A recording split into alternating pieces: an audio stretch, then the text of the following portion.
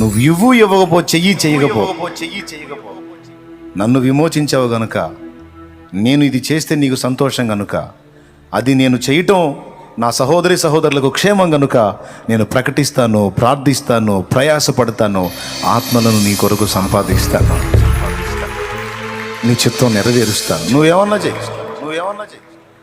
ఆరంభం నుండి అదే మరి నిష్ప్రయోజనం అయిందా? అన్యాయం ఉందా? అన్యాయం చేశాడా? ఏంది చేసేది?